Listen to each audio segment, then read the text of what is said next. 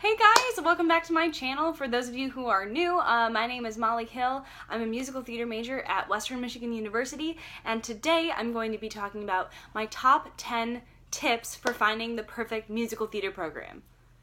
Alright, so my first tip is that you are auditioning the school as much as they are auditioning you. So what I mean by this is a lot of times as you're going through the college audition process, it's easy to think, what do these schools want from me? What audition cuts do they want me to have? What do they want me? Blah, blah, blah, blah, blah. But there comes a certain point when you also have to think about, well, what do I want from them? What do they need to do to get me to go there or to get me to want to go there? And so kind of start thinking about that as you're looking at schools, like obviously acknowledging the great things that those programs have to offer, but also thinking, okay, what is it that is so important to me that I can't go there unless they show me that they have that and they're going to help me with it. Tip number 2 is to study up on all of the programs that you audition for and just about the audition process in general. So I really thought of like auditioning as almost like a class. There's like an end goal is finding the perfect school, and through it there's all the assignments which are going to the auditions. But to be prepared for each audition you have to study, you have to learn, because that's really how I found a lot of detailed information about programs that I wasn't really thinking about until I was like, oh wow, that's really cool. I'd be super interested in going there because of that thing. It also gives you something to talk about in the audition room if they ask you if you have any questions. Another thing that's really important is that as the people at the different colleges are listening to your audition, they'll be able to sense that you're someone who's eager to learn and wants to learn more and loves to study and loves to grow. And along with talent, that's really what they're looking for in a student. So definitely check that out. Okay, my third tip is to find what makes you the most unique and to bring that into the audition room. So sometimes the hardest part is finding the perfect audition song and the perfect monologue, and there's all these do not sing lists and this and this and that. But a lot of times, I know at Western, they really talk about, like, we want to find what's unique about you and develop that thing and use that to market you, because no one else is going to be able to do that thing that you do. So with each song or monologue that you pick out, think to yourself, what am I selling? When I leave the audition room, I want them to say, oh, I noticed this about her, because you knew that that was really important and something that you wanted to portray in your audition. Alright, my fourth tip, this is actually something that a student I met in audition told me while I was auditioning.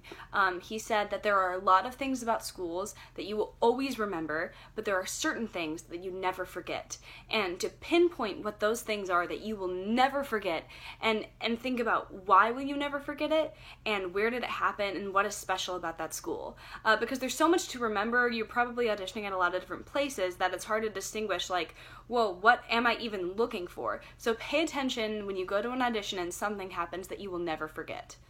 My fifth tip is to talk to the students at each school that you audition at as much as possible. The students are the product of the program that you're looking at, and so that I think is super telling on if it's successful and if you'd be happy there. Also think about, are these people that you could be friends with for the next 4 years, because that's a big part of your success as well.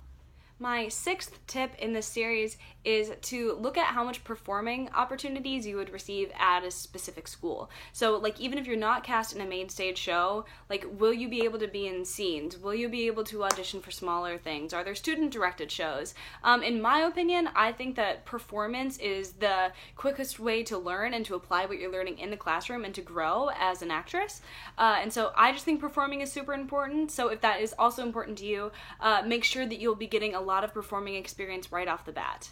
Number 7, well, that wasn't a 7. Number 7 kind of ties in with number 6 in that find a school that will encourage you to work professionally along with your collegiate performances. So obviously not taking away from the collegiate performances, but helping you make those connections in the professional world so that when you graduate, you already have those connections, you already have experience on your resume. I think that's definitely super duper important. Number 8, this is one of my favorite ones. This is also something that was super important personally to me when I was looking at a school. I realized that, like, the one thing I needed was a teacher or a professor or a mentor that would just be there inspiring me and challenging me for 4 years. Like, if I could just find one person that I felt such a strong connection to, then that was all I needed to be successful. So I encourage you to try and think about a mentor-student relationship and the importance of that in your education. Number 9, this one is that a big school does not always mean a big success. Okay, so what I mean by this is something that I realized like after I finished my audition process was that if I would have gone to a super intense conservatory where all I did was musical theater 24/7, that's all everyone around me ever did, I don't think I would have been as successful as I have been at Western. Now, granted, this is conservatory style training. It's still a very intense BFA program. We still have agents coming in. It's still a competitive atmosphere, but it's also a university setting where I can be in the honors college and I can be a campus tour guide and I can like fulfill other parts of my life that in turn help my acting. And I think that the people who are going to be successful in this industry will be successful no matter where they go to school, just because that's the type of person that they are. And so some people are programmed to like excel in a super intense New York City conservatory. Some people are programmed to excel in a more academically driven, like smaller emerging programs. Some people, there's just a lot of different ways that you can be successful.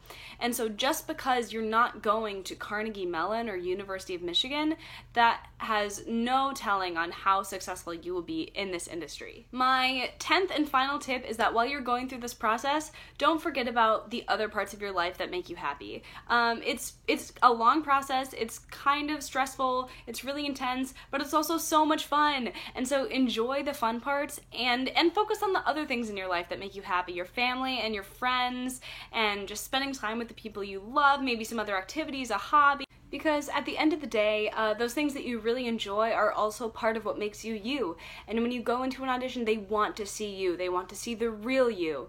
And so it's super important just to keep everything in mind as you're going through this crazy process. Thank you so much for watching. Those are my 10 tips. If you have any tips, then maybe put them in the comments below. If you have any questions for me, or if you'd like me to make a video about like specifically my personal audition experience, I would be happy to do that. Feel free to share this with anyone you think would enjoy it. Like and subscribe to my channel, and I'll see you later. Bye!